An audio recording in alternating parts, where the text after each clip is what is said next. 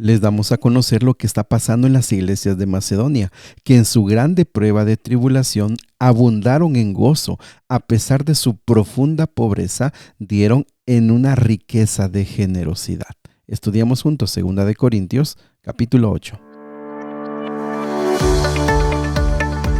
Nuevamente bienvenidos amigos y amigas a Momentos de Esperanza. Qué gusto saludarles esta mañana. Estamos llegando al final de nuestro reto después de un año, 365 días fue nuestra meta, todos los días estudiando un capítulo de la Biblia. Muchas felicidades, que Dios te bendiga, pero también estamos en los primeros días de este año. Ojalá que con la bendición de Dios te propongas seguir estudiando, seguir profundizando, desarrollar una profunda relación con Cristo Jesús. Ese es nuestro deseo más grande, así que vamos al capítulo de hoy.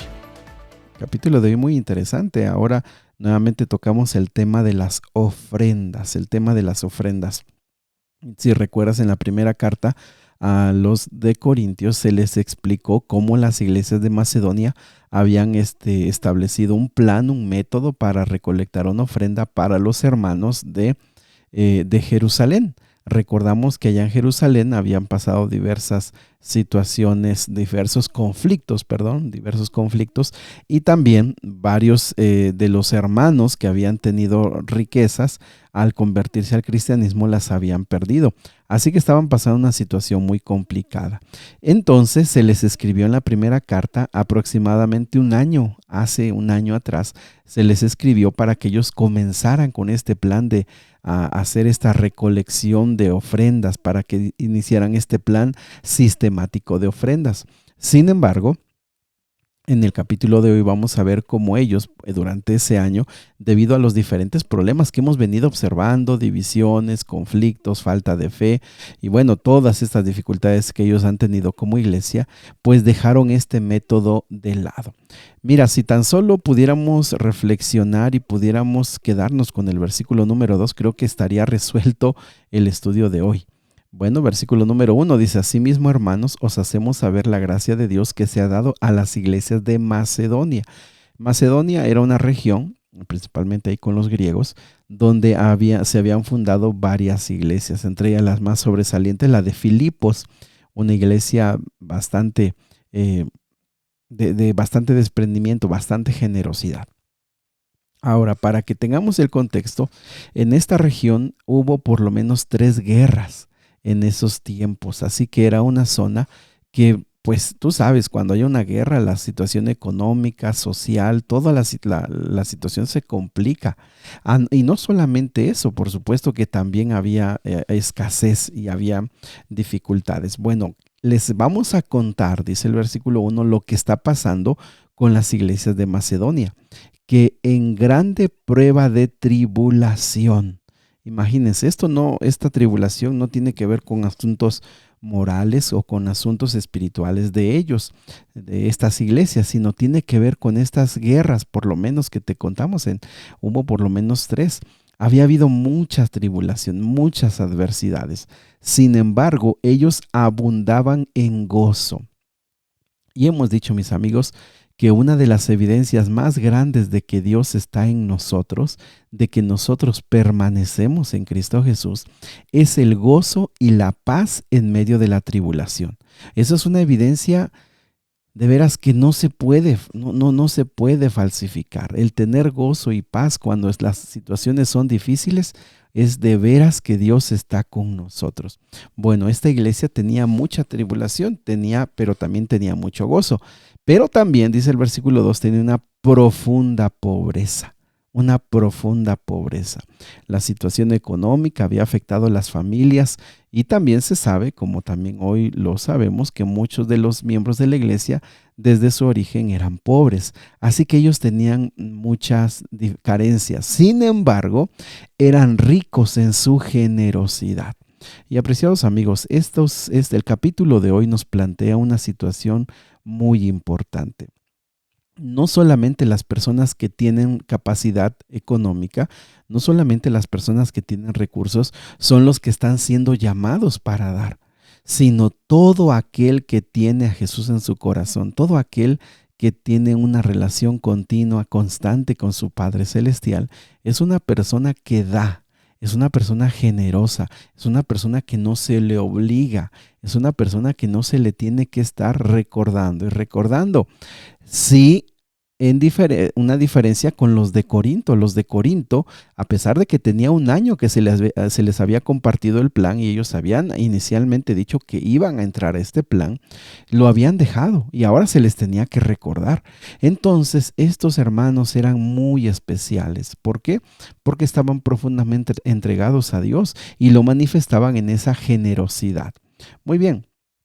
Dice el versículo número 3 que se da testimonio de que no dieron conforme a sus fuerzas, sino aún más allá de sus fuerzas.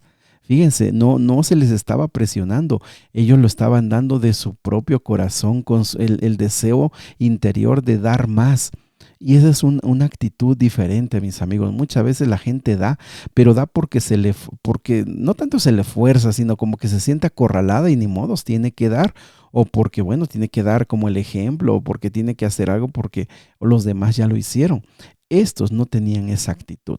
Versículo 4 dice que pidieron con muchos ruegos que se le diese el privilegio de participar en este servicio para los santos. Fíjense qué interesante. Ellos lo veían como un privilegio y rogaron, por favor. Es que seguramente como Pablo y los demás líderes pensarían, bueno, ellos están pasando una necesidad muy grande. Es posible que a ellos tendríamos que ayudarlos. Pero no, ellos dicen, nosotros estamos en una situación difícil, pero tenemos. Y como tenemos, y más allá de que si tenemos o no, queremos tener el privilegio de participar. Apreciados amigos, la dadivosidad y el dar ofrendas a la iglesia, dar ofrendas a nuestro Dios, no tiene que ver con que si tenemos o no tenemos, sino tiene que ver con nuestra relación con Dios. Las ofrendas son una evidencia de si nuestro corazón está en Cristo o no está en Cristo. Nuestras ofrendas dan una evidencia si nosotros estamos en una comunión diaria con Él. Muy bien, también dice el versículo número 5, que aquí es la clave, también es un versículo clave porque dice, y no como lo esperábamos, sino que asimismo se dieron primeramente al Señor. Y aquí está la clave. ¿Por qué? Porque ellos primero se entregaron a nuestro Dios de todo corazón, de tal forma que la generosidad fue un fruto del Espíritu Santo en sus vidas. Y bueno, creo que esta es la respuesta, porque a veces hay cristianos que les cuesta dar, porque hay cristianos que están evaluando, que están siempre preguntando y siempre analizando y siempre cuestionando. Bueno, es que la parte espiritual no la podemos dejar de lado. Muy bien, dice el versículo número 8, no hablo como quien manda, sino para poner a prueba. Esto es muy importante porque Pablo quería que quedara claro que no era una orden de que los de Corinto pudieran decir, bueno, pues hay que dar porque nuestro líder nos los está pidiendo y ni modos hay que hacerlo. No, sino para ponerlos a prueba. Esta frase de ponerlos a prueba no tiene que ver como evaluarlos. No tiene que ver como decir, a ver, vamos a ver qué tal son generosos, vamos a competir. No. Esta frase está construida de tal manera que quiere decir que esta es la oportunidad de medir nuestra relación con Dios. Esta es la oportunidad de medir cómo estamos nosotros, si lo vamos a dar con desprendimiento, con generosidad, nos está costando. Es decir, sería una forma de darnos cuenta cómo estamos nosotros en nuestra vida espiritual. Ahora, aquí hay una parte espiritual, versículo número 9, Jesucristo que por amor a vosotros se hizo pobre siendo rico, para que vosotros con su pobreza fuésemos enriquecidos. Bueno, aquí lo que Pablo está argumentando es la parte espiritual en la que nos dice, miren, Jesús mismo, estando en la gloria de la eternidad y en la gloria en el cielo, siendo Él Dios mismo, se despojó cuando vino a este mundo, se despojó de toda esa riqueza, se despojó para venir a ser un humilde ser humano, pero en esa pobreza a nosotros nos enriqueció. ¿Por qué? Porque su pobreza, el haber caminado entre nosotros como ser humano, nos manifestó las grandes riquezas de Dios. Entonces con esto lo que dice es, nosotros no damos si tenemos o no, no se mide si se tiene o no se tiene, se mide por cuando nosotros aprendemos de la actitud de Jesús, de dar a pesar de que se considera que uno no tiene. Y mis amigos, nuevamente insistir, muchas veces nuestro pensamiento es, pues los que no tienen no den porque no tienen. No, dar o no dar tiene que ver con una evidencia si estamos o no estamos en Cristo. Porque también aquellas personas que tienen más posibilidades podrían dar de lo que les sobra, podían dar de aquello que no les sirve. Y para nosotros quizás podría decirnos, oye, es mucho, pero sabemos que para él quizá no sería nada por cuanto tiene mucho. Muy bien, así que versículo número 10 dice, les doy un consejo, pues esto os conviene a vosotros que os comencéis antes no solo a hacerlo, sino también a quererlo desde el año pasado. Y les digo, este asunto llegó porque aunque ya sabían el plan, ellos lo habían dejado hacer. ¿Por qué? Porque habían tenido problemas espirituales, porque habían tenido problemas de diferente tipo que hemos venido analizando desde la primera carta.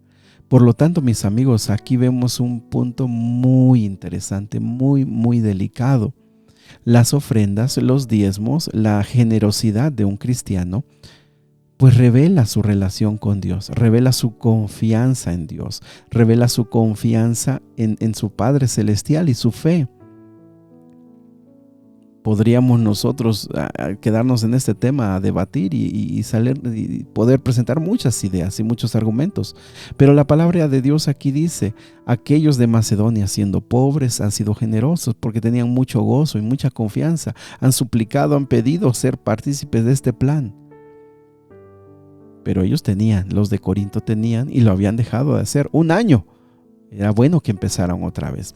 El versículo número 14 dice, bueno, el versículo 14, aunque parece que no se entiende mucho, tiene una riqueza muy importante, sino para que en este tiempo, con igualdad, la abundancia vuestra supla la escasez de ellos, para que también la abundancia de ellos supla la necesidad vuestra, para que haya igualdad.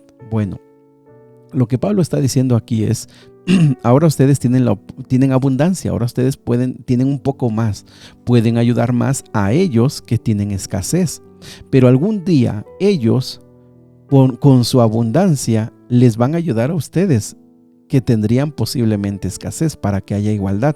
La igualdad no tiene que ver con un método de que todos tengamos lo mismo.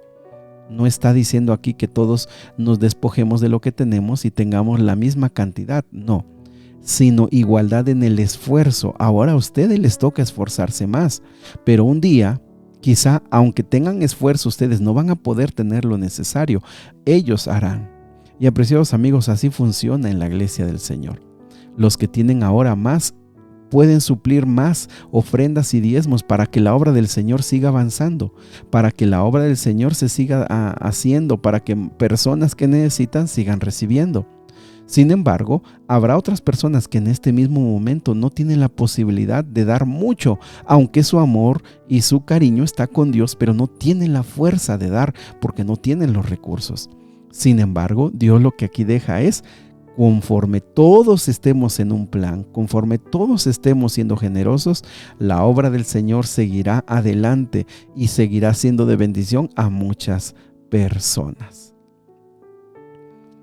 Creo que la invitación, mis amigos, es muy clara. Que al iniciar este año todos podamos tener un plan sistemático, como lo leímos en 1 Corintios, si no recuerdo mal, 16. Y todos nosotros podamos tener un plan de ofrendas y diezmo sistemático, planeado, pactado con nuestro Dios, que pueda manifestar no solamente nuestra confianza, sino también nuestra fe, que podamos evidenciar que ponemos a Cristo en primer lugar.